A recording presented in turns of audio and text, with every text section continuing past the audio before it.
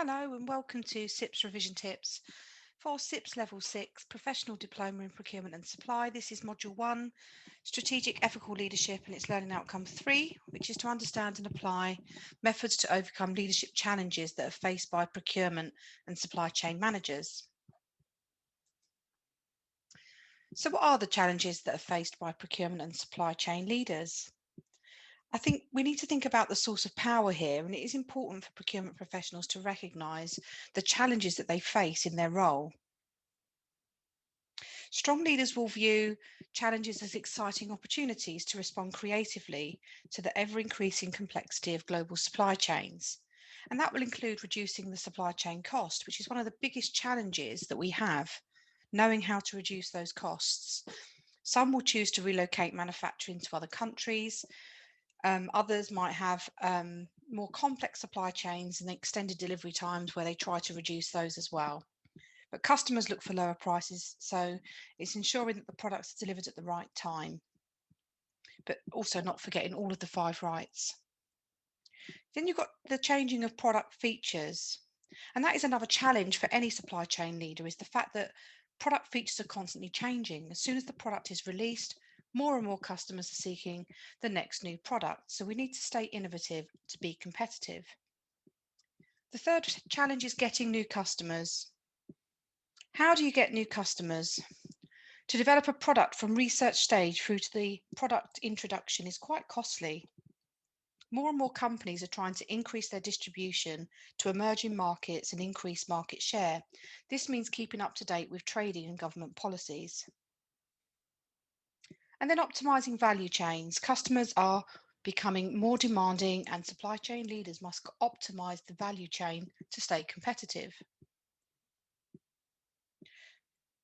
Control operating costs. The challenge they face here is controlling the costs of things like rising energy, fuel and freight costs, as well as technology, labour rates and rising commodity prices.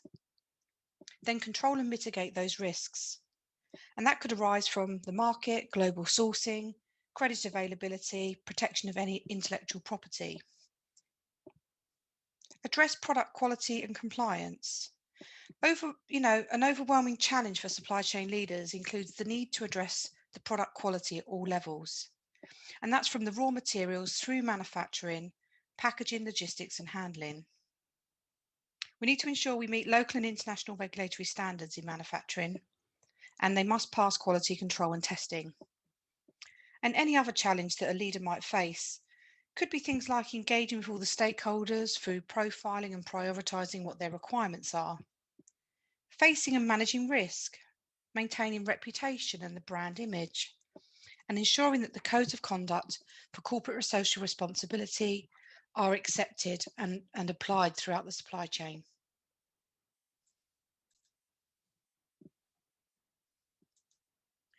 Now, power was discussed briefly on Learning Outcome 2, and that was under the heading of leading, managing and influencing others in 4 directions.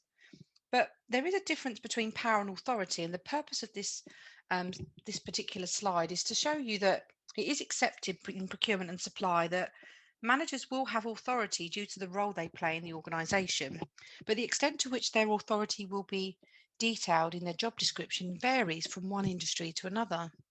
But the power they will have will also depend on the individual and varying events and circumstances. So a lot of these come from the original French and Raven's sources of power, but let's have a look. We've got personal power. The individual person has power because of their personality. Expert power due to expert knowledge, like a doctor or an engineer. You've got informational power. This is where an individual has information that nobody else has. Legitimate or positional power is where an individual has power due to their position or office that's held, like a chairman. Coercive power is where the individual uses threats and bullies to get others to do something against their will. And this type of power is used in some organisations, but it is the least effective as it leads to fear, resentment and dissatisfaction. Reward power is where the individual gets others to do something by offering a reward. So, for example, if they do this, they will get that. Employees feel frustrated that the reward doesn't necessarily increase, or if they feel it's not enough to reward them sometimes to do the task, it may not have the intended impact. And you can also have referent and respect power, which is where individuals attract others and build a loyal following. Some perceive this to be innate, meaning that the individual is born with this type of power, but it's not learned.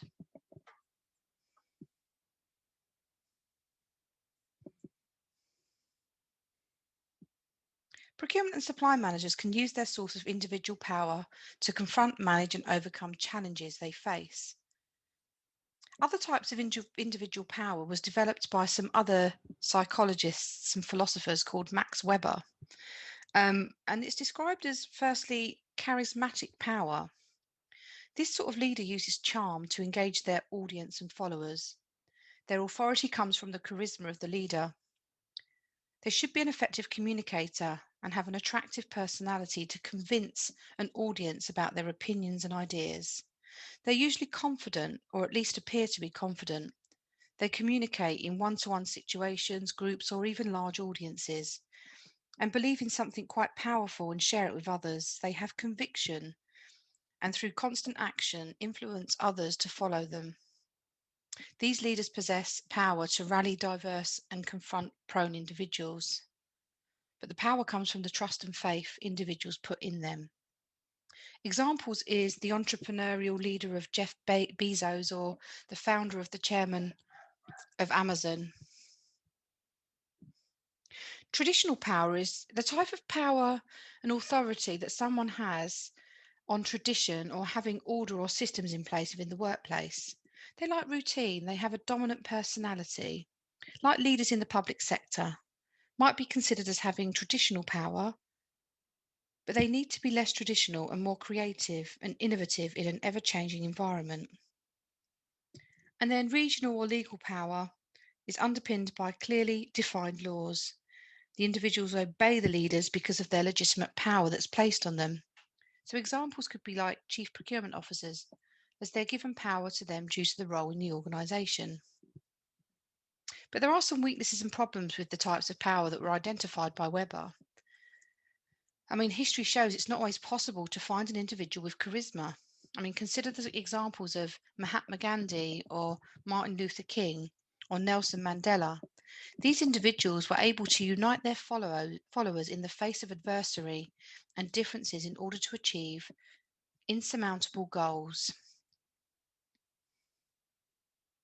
Procurement managers and leaders with legitimate power and charisma, they're individuals with legitimate authority, and they show confidence, optimism, and capability of encouraging people to see and do things. And in doing so, they have a certain charisma. They'll also be able to show their emotions and use this to their advantage. So they have emotional intelligence. They use stories to engage others and have the ability to clearly and concisely communicate their message to keep the others focused and attuned.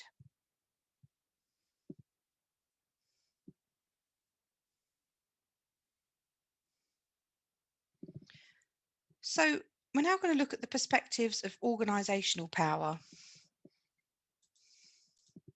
So just as different types of sources of power apply to individuals, they also apply to organisational power. But the source of power from an organisation perspective is also described as expert power and legitimate power and coercive power. But from an organisational perspective, expert power refers to knowledge and expertise which is recognised and valued by others who are influenced by such expertise. So it could be like a specialist service provider or owners of patenting processes.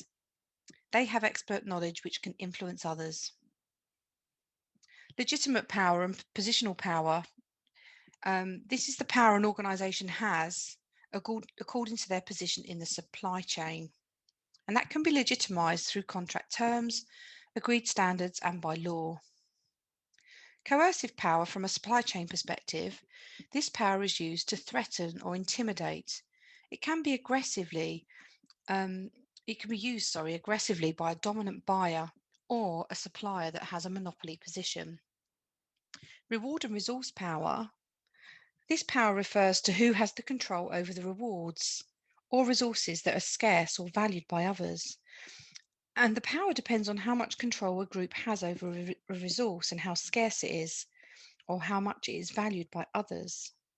So, for example, in a supply chain scenario, a buyer may have the power to offer or withhold business to a supplier.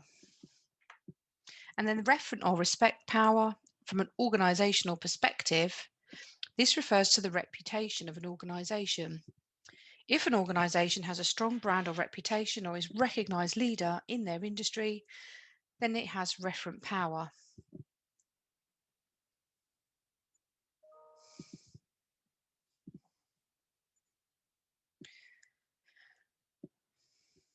Now, organisational power is composed at different levels. Processual power, this power comes from processes and interaction with the organisation and supply chains. It does relate to the power gained and used in developing and implementing strategy. It's about the power used in interpersonal and intergroup interactions, such as when you're negotiating, bargaining, influencing, competing, and building relationships with your stakeholders and interest groups. Institutional power refers to the power that comes from outside the organisation, but it's power that's been socially approved and accepted as legitimate. So, for example, from the legal system, and confers the right to manage, confers the right of managers to manage. And then organisational or internal power. This is the power that an organisation has, and it is a necessary power in order to operate effectively. So it does include the legitimate power and resource and reward powers. But at every level of an organisation, all departments, functions, and stakeholders, there are individuals who have the power to make decisions, sometimes under pressure, with many using the different types of power described earlier. The different ways in which power is used to overcome procurement challenges will be described later.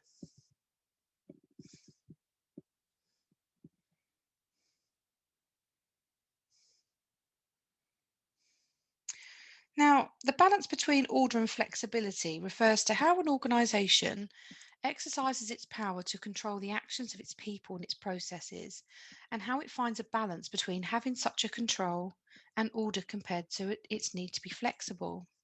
And finding this balance creates a dilemma for an organisation because there is a need for order and control to predict the actions of the people and improve the outputs of processes, as well as minimising risk and maximising quality and efficiency. But still, organisations need to be effective and flexible.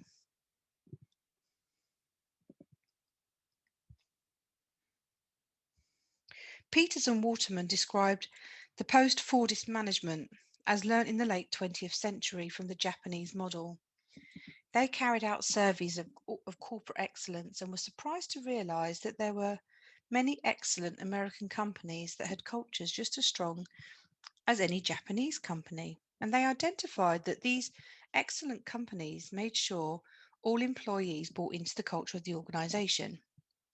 So Peters and Waterman said there are 8 key attributes of excellent companies: bias for action, be close to your customer, autonomy and entrepreneurship, productivity through people, hands-on, value-driven, stick to the knitting, simple form, lean staff, and simultaneous loose-type properties.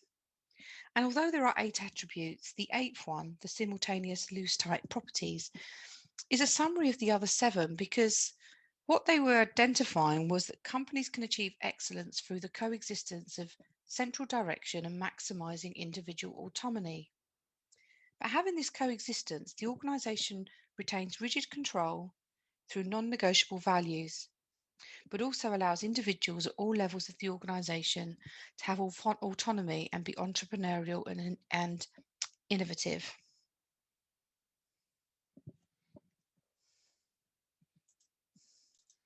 The table on the screen is showing you that there are several methods that an organisation can use to exercise control. These methods of exercising control, together with the relevant research, are considered. So you've got direct, bureaucratic, and influencing coming from the author Stewart, sociocultural, KPIs and performance targets, as well as self-control coming from Johnson, trust control from Handy, and motivation from Mullins. Now, all organisations should have an effective structure, and this is going to depend on the type and size of your business. The structure is important as decision making is about authority, and the organisation needs to decide where the authority lies. It may be with senior managers who are central to the business or delegated to others down the hierarchy.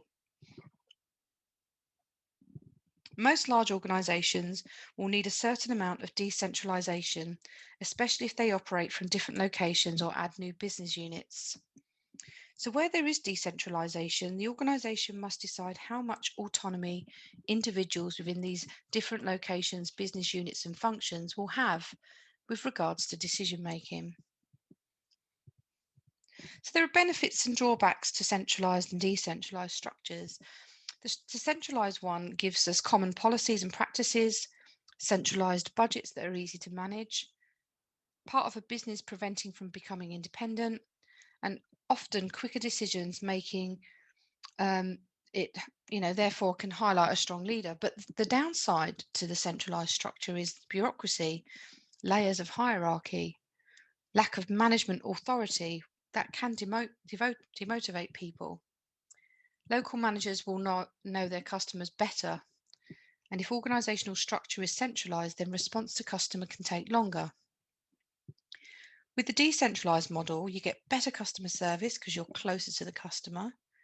That means you can respond to the local circumstances better and quicker.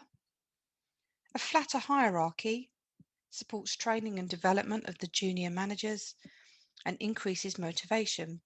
But the downside is that strategic decision making isn't there, and you lack consistency, no strong leader.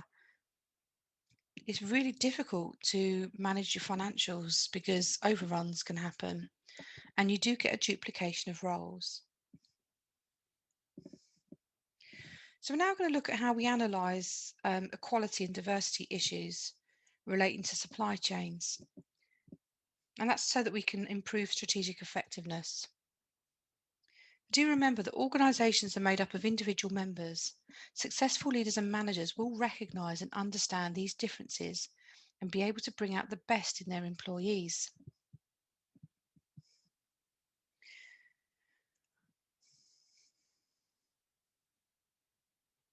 I guess with the increasing globalisation, it is important that procurement and supply chain managers understand individual differences. So they're dealing with suppliers across the world, and each supplier organisation will consist of individuals who come from all walks of life, from different cultures and social backgrounds. There are many characteristics that make individual different, such as your ethnic origin, your social and cultural factors, your attitude and motivation, physique, culture, personality type, perceptions and gender, sexual orientation, childhood experience, as well as your intelligence and abilities. So we're now going to look at the nature versus nurture debate. Individuals will share some of the characteristics, but what makes each person different is the way in which these characteristics are inherited or learnt from their environment, or a combination of both. So nature refers to all genes and hereditary factors that influence who an individual is, which will include their physical appearance to personality characteristics. But nurture refers to the influence of external factors on the individuals, from learning and life experience, including childhood experience, how the individual was brought up, and their social relationships and surrounding culture. In terms of emotion and stress at work, these are other topics where individuals will differ.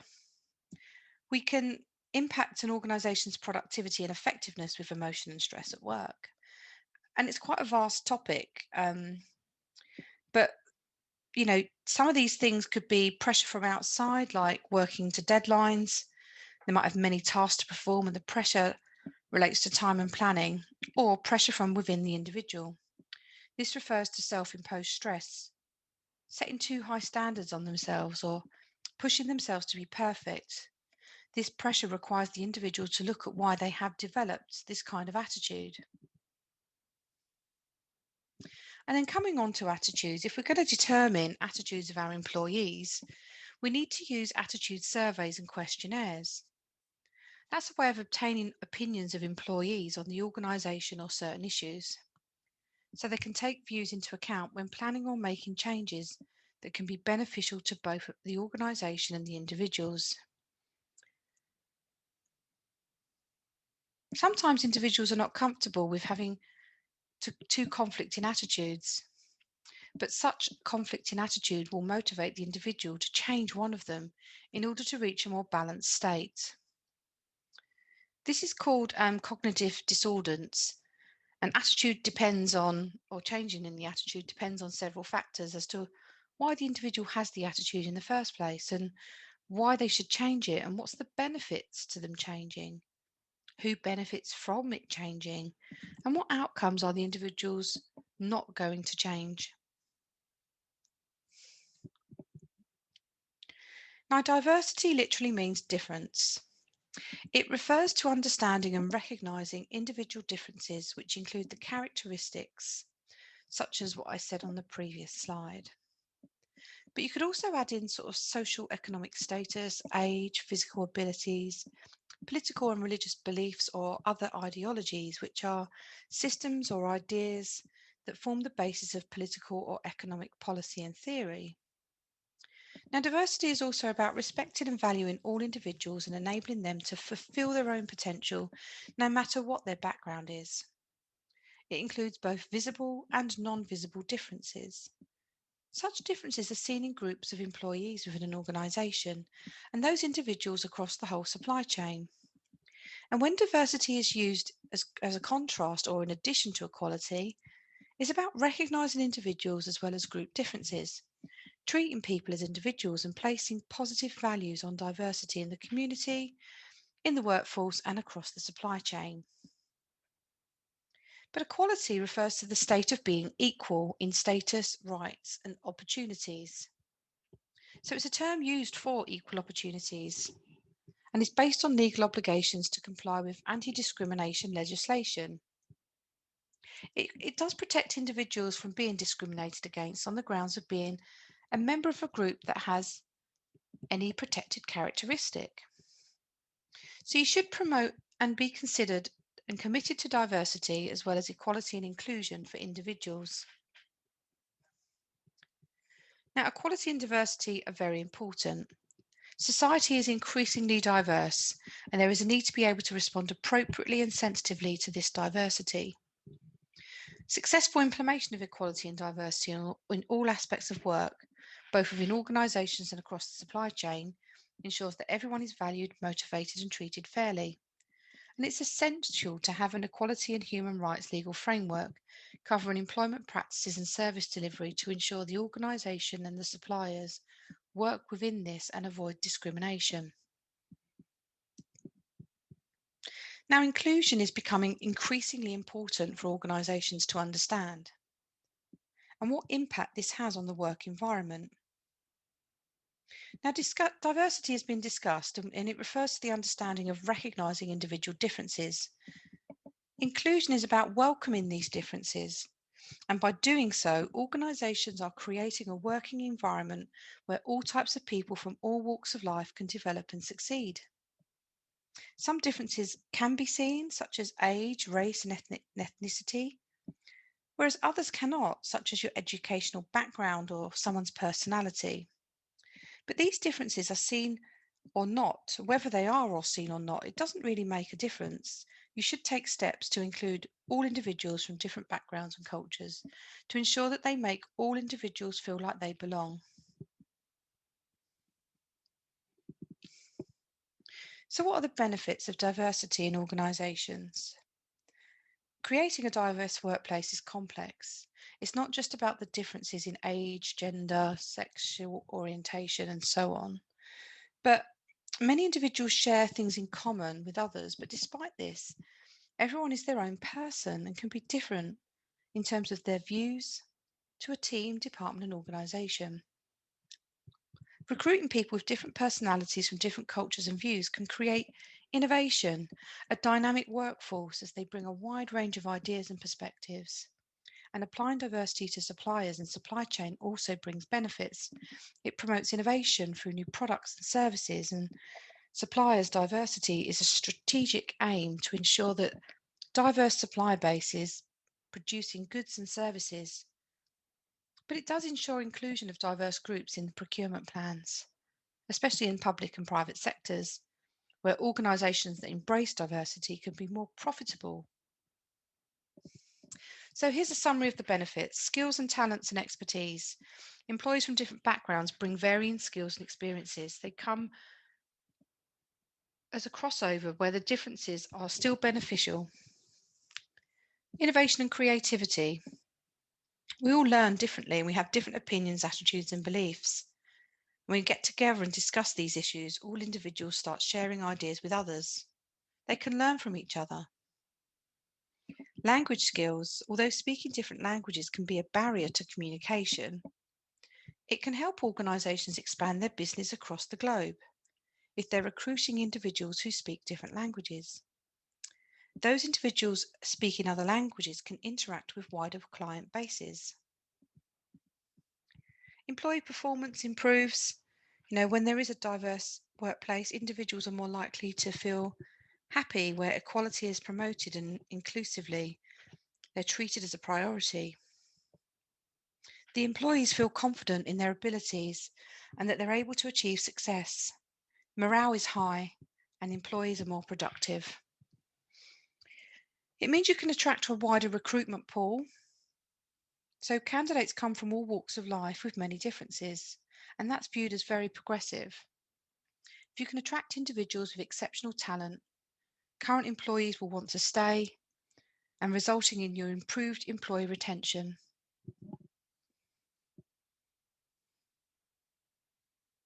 And then finally, team performance. Individual differences and diversity are recognised as important for team performance. Working in diverse teams is a successful way of achieving organisational performance objectives and goals.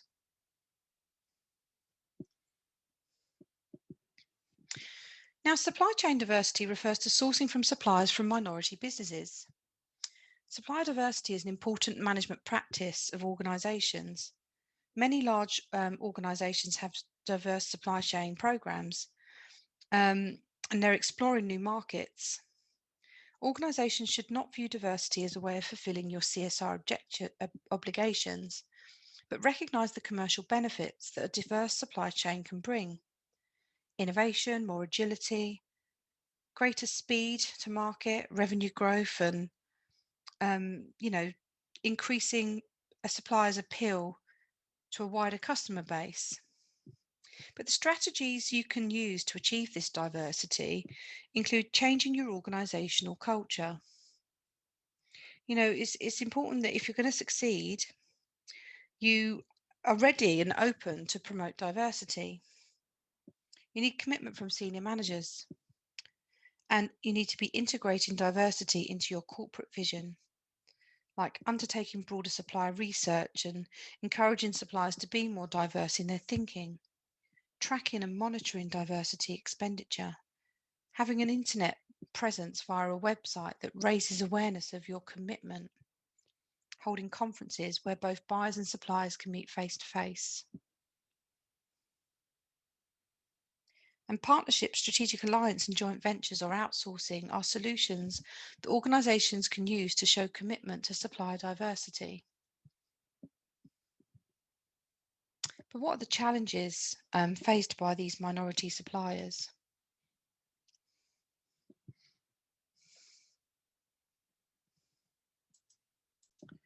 The obvious challenge is that minority businesses are smaller and may not have the financial or physical resources to compete with larger suppliers.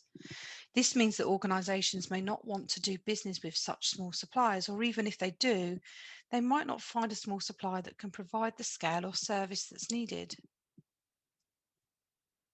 Minority suppliers need to be able to be found, and they can do this in a number of ways, like registering on portals and organisations that are seeking suppliers.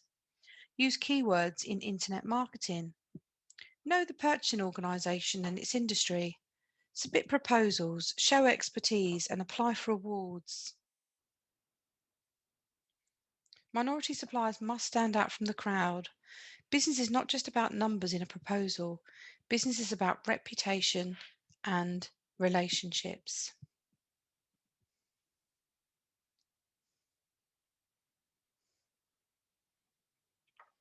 Now, gender inequality across the supply chain is seen on how workers are treated in the workplace, including conditions of the workplace and their pay. Inequality is seen in the types of work carried out by individuals. This applies particularly to women, who are often disadvantaged and discriminated against due to the sociocultural attitudes which consider women to be of a lower status.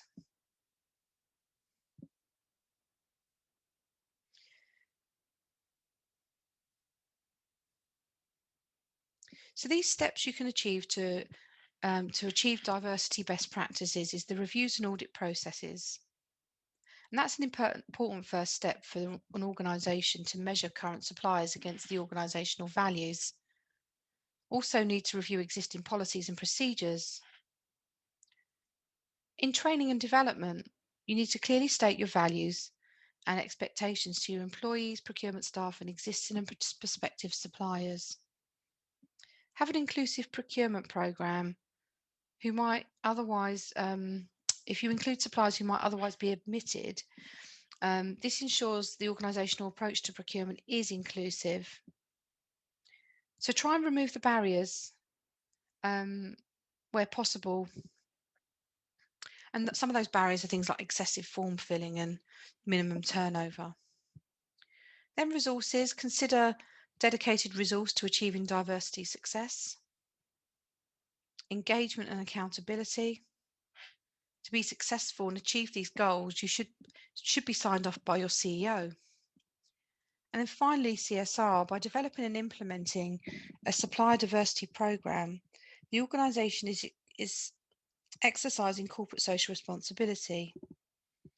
When you develop and implement diversity programs within the organisation and across the supply chain, they become innovative and socially responsible businesses.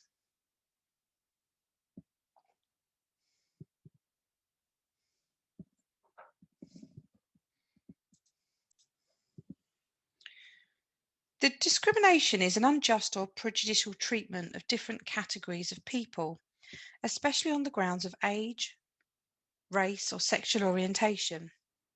Harassment involves unwanted behaviour that makes another person feel offended, humiliated, or intimidated. It can include physical gestures, abuse, jokes, spoken or written words, offensive emails, or expressions. And victimisation happens when a person is treated badly or is subjected to detrimental treatment because they're complained about discrimination. Now, discrimination means treating people unfairly because of who they are or because they possess certain characteristics. If individuals are treated differently from others, it's only because of who they are or because they possess certain characteristics. And there are 9 protected characteristics from the Equalities Act 2010. Age, gender, race, disability, religion, pregnancy and maternity, sexual orientation, gender reassignment, and marriage and civil partnerships. If an individual is treated differently because of any of these characteristics, they can and are being discriminated against, and this is unlawful under the Equalities Act. The different types of discrimination you can subject someone to is direct or indirect, or by association or perception. Now, direct discrimination uses similar circumstances when a person with a protected characteristic is treated less favourably than others. That's direct discrimination. So, if an individual has the qualifications and experience necessary for the job, but their application is turned down because they're too young or too old, this is direct discrimination. Indirect discrimination is if there's a rule or policy of the workplace that puts an individual at disadvantage as compared to others. So, for example, an employee has rules on appearances that apply to all employees, but they may indirectly discriminate against an individual of religion, belief, or gender. This may mean that an employee cannot wear certain jewellery or head covers. If this is the case, the individual may feel they've been indirectly discriminated against.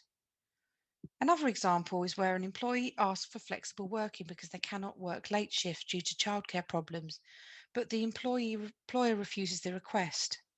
Again, this can be indirect discrimination unless the employer can justify the decisions to refuse the request. And then discrimination by association could be if an individual is treated unfairly because they know someone or are associated with somebody with the protected characteristics. So, for example, an individual is refused service at a restaurant because that individual is with someone who belongs to a particular race. And finally, description by perception. If a person perceives unfair treatment because someone thinks they belong to a group with protected characteristics, that individual may be experiencing discrimination by perception. So, an example could be an individual that's treated less favourably due to an employer's perception of the employee. The employer's misconception is due to how the employee looks, dresses, or behaves. Or the misconceptions about the employee might relate to them being homosexual or a particular race. So it is important to understand when and where an individual is protected from discrimination. And the Equalities Act specifies several situations where an individual is protected from discrimination. So examples could be as an employee in any kind of workplace, office or factory, as a learner in a school, staff or college, when looking for a place or a property to rent or buy, as a client of a business providing services like a bank or a shop, when using transport, a patient in a care home setting or a hospital, or when interacting with public bodies like local authorities. There are also discrimination against those with disabilities, discrimination in the workplace, and that could be things like recruitment, training, salary, and discrimination across the supply chain. But procurement professionals must ensure that they consider equality and discrimination law across the supply chain and apply the principle of equality in contracts with suppliers to ensure that all primary contractors do so along the supply chain.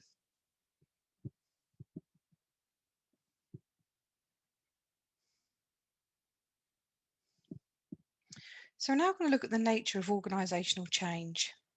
Change in any form, whether it's within an organisation or a supply chain, requires change management.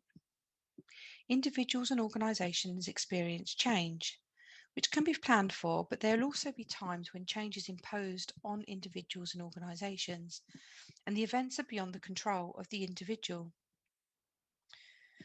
So we're going to think about the types of approach to change and the types of and approaches to change. So planned change refers to a change that can be predicted.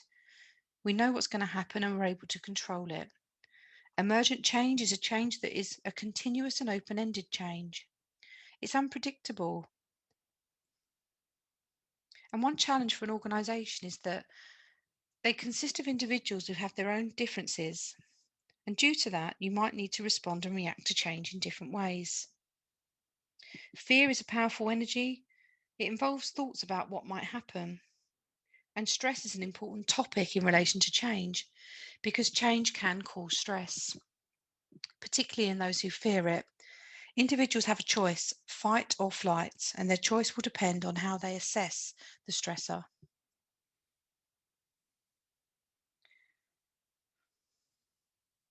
In order to adapt to change, organisations need their employees to be resilient. And resilience is not something extraordinary. It's ordinary, as can be seen in the response to many individuals when they have a traumatic event in their life. But organisational changes occur in business and in social environments. It could be because of business environment changing, technology, globalisation, competition and market sensitivity.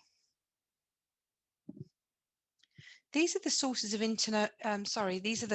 internal organisational change. Internal sources of change are the forces that occur within an organisation. They're usually easier to control and manage. So you've got the structure. This is the system used to determine and define the hierarchy within your organisation. When an organisation has structure, it identifies the place of employees according to the hierarchy. Then the people. The people in the organisation, or HR, are the employees and individuals carrying out the activities.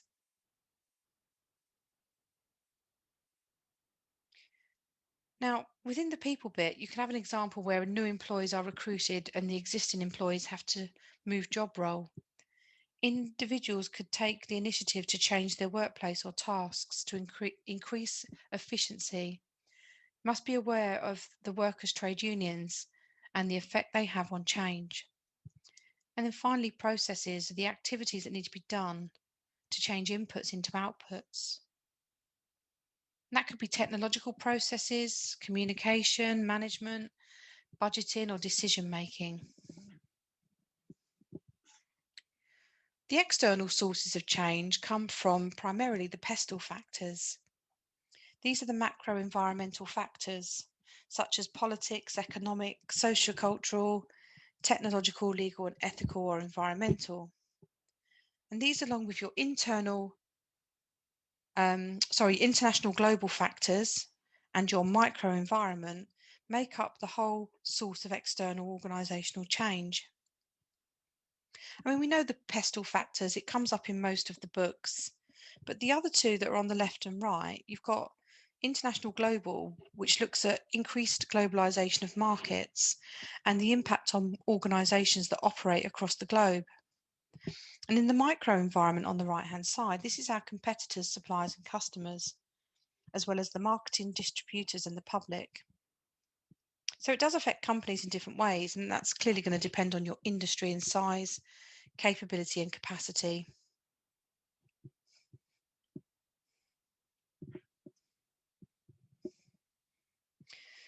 So, as I've already mentioned, change can be planned or imposed or forced on an organisation.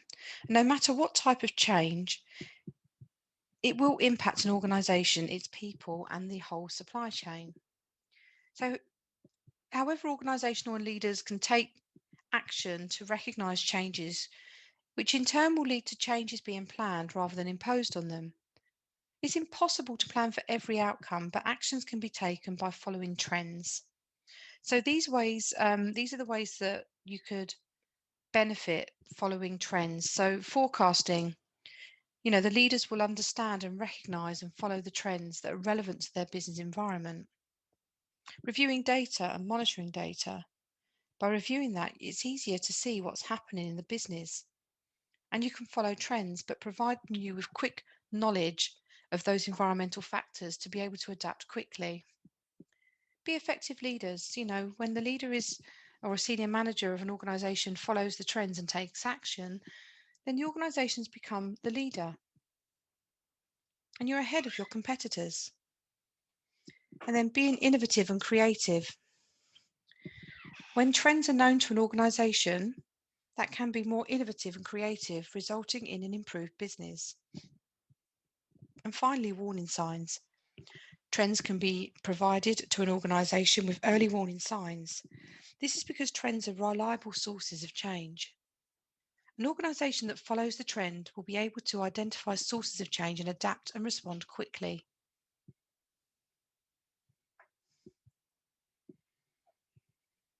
So according to Adair, it's important for organisations to get the pace of change right. And where organisations change ahead of time, they can gain advantages. A representation of planned change versus forced change by external factors is shown here. Now, with the planned change, they'll have many options. But when the change is forced upon you, you literally have no options at all.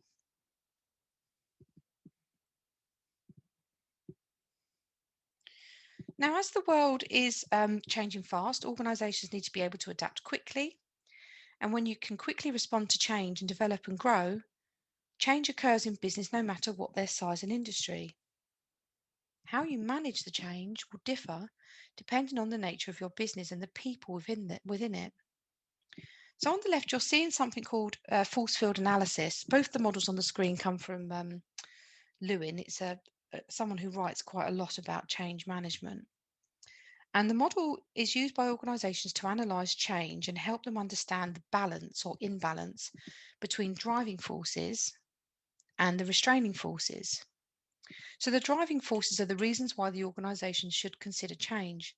They're the forces that are pushing for the change, like markets are changing, there's a need for new technology or new products. The restraining forces are working against it because they're fearing the change, fearing failure or inertia of activity. Now, force field analysis provides us with an overview of the balance between driving and restraining forces. And ultimately, if change is going to happen, the driving force needs to be stronger than the restraining force. But in order to successfully achieve change, Lewin describes an action as being a three-phase process of modification of behaviour. This model applies and is used by organisations to manage change. There are three phases to the model. The unfreeze phase refers to reducing the forces that keep the behaviour and attitudes of people where they are and recognise what needs to change.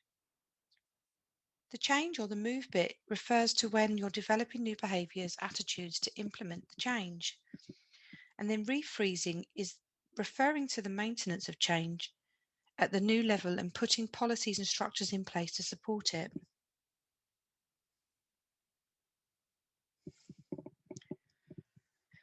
So why do people resist change? When forces can resist change are identified as a result of carrying out analysis, such as the Lewin's force field analysis, then you can address these changes and deal with the resistance if it can be achieved. Now, resistance to change can come from both the organisation itself and the individuals within it. Some common forms for why individuals resist change could be perception, so we tend to view things differently. Things fit with our own perception, like stereotyping people. It could be because of a habit. We form habits to make us feel secure. Fear of the unknown. This is particularly scary fear. It causes anxiety and stress. Secure with the past is where individuals or even managers feel secure in the past. When faced with changes, the response from some individuals will be to reminisce about the good old days. Economic pay is where individuals will resist if they perceive there'll be a change or a reduction in their pay. Loss of freedom. Individuals will resist change if the change will mean they're being controlled more and having less autonomy. Stress. Change can cause stress in some individuals who may become anxious. Skeptical people. These are people that are skeptical about change and perceive it with distrust, making them uneasy and anxious.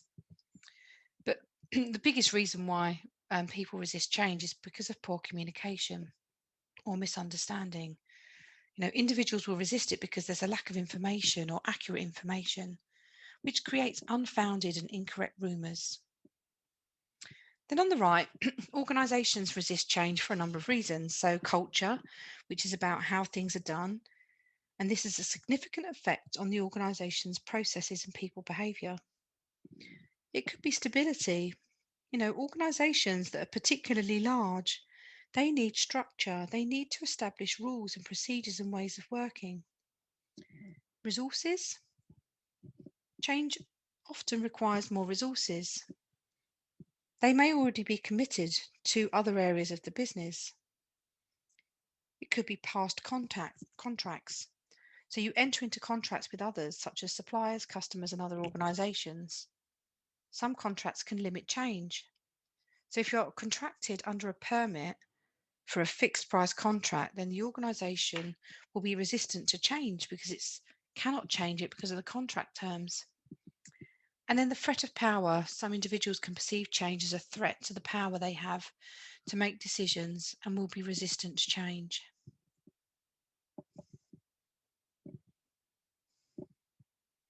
So in order to implement change successfully, it must be recognised and dealt with.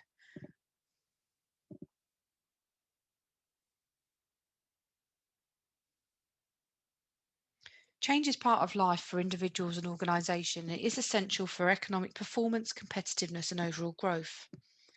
New ideas, creativity and innovation should not be viewed as threatening.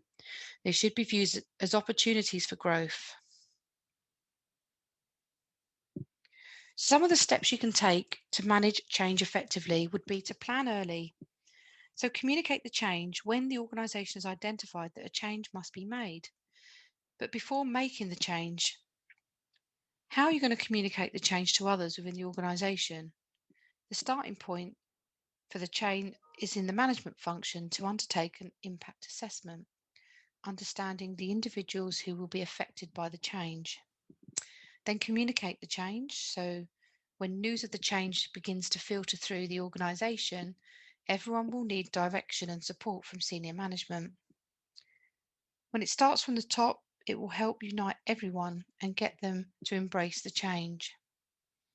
Involve everybody. Once the senior execs are on board and the strategy and goals are aligned, the process should move to the middle managers, and change management process should involve middle managers, and that will help you to achieve success. The message, make sure the message is clear about why the change is needed. Avoid ambiguity, but remember that organisations are made up of individuals at varying levels. So make sure it's understood by everybody. And then buy-in, it's important that people at all levels across functions are bought into the process. Think about the impact on culture. Corporate culture relates to how things are done, and it's vital that change management takes culture into account. It is a particularly challenging aspect of the change management process in supply chain operations. Now, researcher Cotman Cohen referred to steps that need to be taken to manage successful change, particularly in large-scale changes. Some of these steps have already been referred to. So the first step is to create a sense of urgency. Do this with the relevant people, and this will vary depending on the size and nature. Build a guiding coalition or a guiding team. This is a team that's going to help the change process. These individuals need credibility, connections, the relevant skills, reputation, and formal authority to provide change leadership. Develop and create a shared vision. That consists of the strategies that are sensible, inspiring, uplifting, and clear. Then communicate and share that vision, so it's clearly seen and communicated without any ambiguity or misunderstanding. Now, empower the people to act on the vision. So remove the obstacles that will prevent people from acting. Produce some short-term wins. This helps provide credibility and will give momentum to the process. Consolidate and build on the gains, so you keep moving. And it's essential to keep the momentum going, combining early changes and then continue with the change process. And then finally, make the change happen and institutionalize the change. So you create a new culture where attitudes and behaviours become the change and the new way of working. Now, human behaviour is an important aspect of change. Organisations have different individuals who act, react and respond to change in a varying number of ways. So we do need to understand human behaviour. Belbin identified 9 complementary roles for successful business teams. Some are people orientated, such as the coordinators, the team workers and the resource investigators. Some are cerebral, like plants, creators, inventors, monitor evaluators and specialist people. These are often known as the thinking people. And then action orientated are the shapers, implementers and finishers. All of these have, contributions and allowable weaknesses. There is no right and wrong way of picking a role that you fit into. All teams need a mixture of all of these people.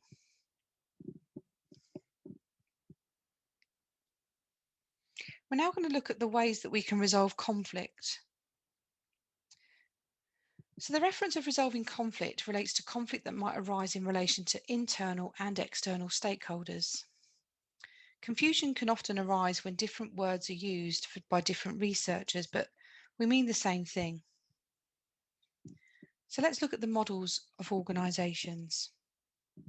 We can have bureaucratic organisations, and German sociologist Weber was the first to describe bureaucracy and developed what he called bureaucratic theory of management, or the Max Weber theory. This organisation model works like a machine if nothing changes.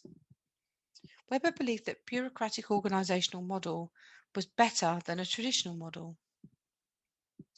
We then have the collectivist, which comes from Marx. Collective organisations would replace bureaucratic ones as communist societies in a classless one. That's what Marx had said. But in this model, the supervisor and worker functions as equals and get equal shared salaries. The downside of this model is that eventually stronger individuals emerge as leaders and others become followers. And then the socio-technical. This model was developed by Thrist. The researcher collaborated to develop the model which recognises the importance of interactions between people and technology in the workplace.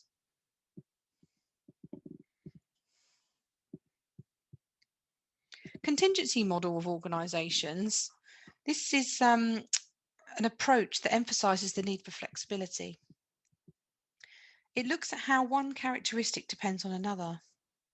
And the goal is to explain the relationship and interaction between and the contextualisation of structural dimensions. So there is no best structure due to many variables of situational factors. The situational factors are things like history, size, population, purpose, technology, the environment and the individual characteristics of the people, the culture, the preferences in terms of views and styles of leaders, as well as the power and control. But Woodward considered the contingency model, arguing that technologies directly determine differences in the nature of organisations relating to control, the centralisation of authority and formalising rules and procedures. And according to Woodward, organisations can benefit from the contingency model in technology, supplier and distributors, consumer interest groups, customers and competitors, government and unions. And the internal contingency factors are those that occur within the organisation, like the size, job roles, work tasks, and it can be affected by how work activities are carried out. The external ones come from uncertainty, change in competition, and consumer trends and preferences.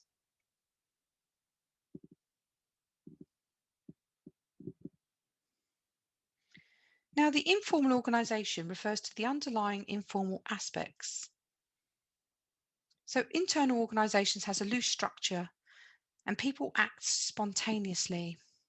The interrelationships between different networks of people within the organisation will fluctuate. But do remember that a formal organisation has well-defined fixed structures and roles. But an organisation consisting of individuals who are different is an informal aspect. So the underlying informal organisation becomes established through social networking, people working together across functions, meeting in a cafeteria, getting together for leisure activities. It could be through grapevine. So, employees who often use formal channels to pass on a message, like gossip and rumours.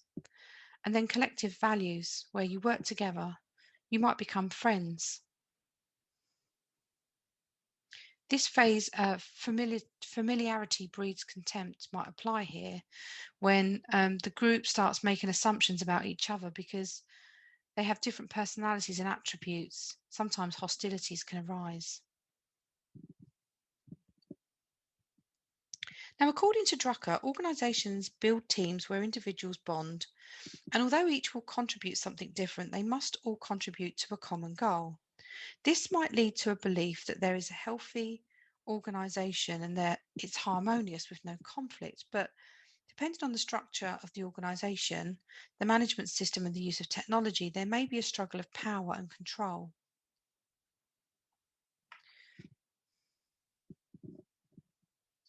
So much research has been undertaken on the implications of conflict, and that's described as a social process. But the potential sources of organisational conflict is things like individual preferences, resource. It might be having limited resources. That means we're sort of, fighting for things.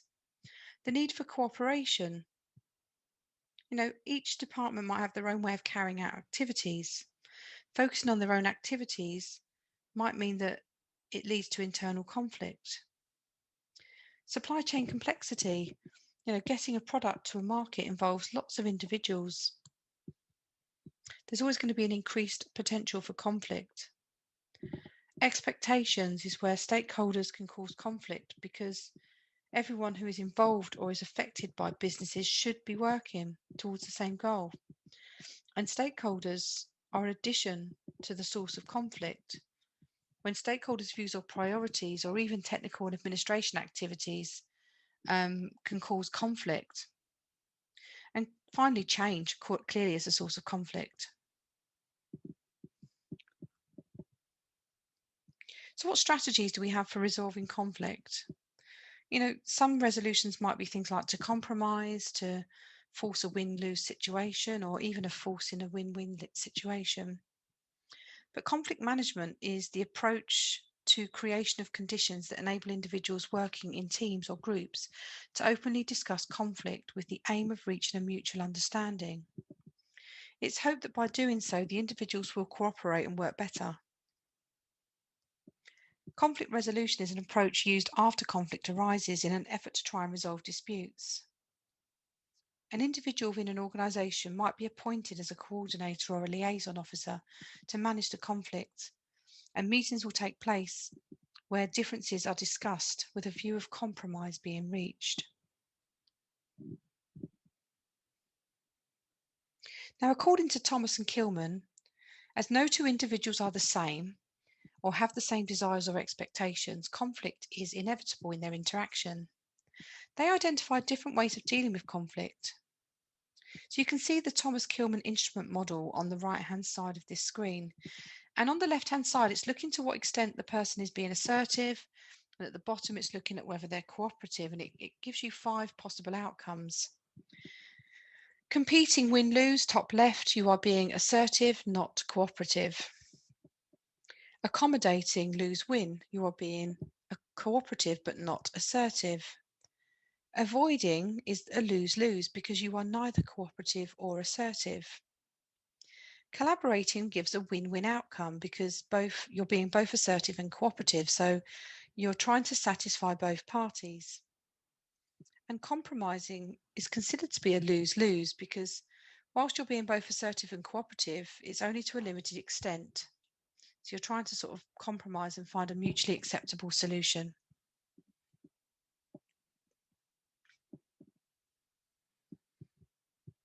An incremental or evolutionary change is a proactive approach to change. It considers the status quo, and then small incremental changes are made to the way things are done. These small steps and changes are taken over a long period of time.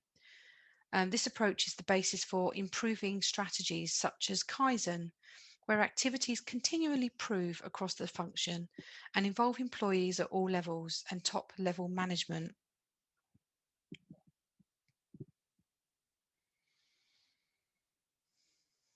Now, the benefits of incremental approaches to change is that it improves learning and core competencies and reduces and removes resistance to change. Transformational states, or big step change at the top, is a reactive approach to change. It's needed when a crisis occurs and there's a need for a completely new approach or a strategy. It tends to be quite a disruptive approach. It requires discontinuing old methods and introducing new ones. So that is the end of Learning Outcome 3. Thank you for watching.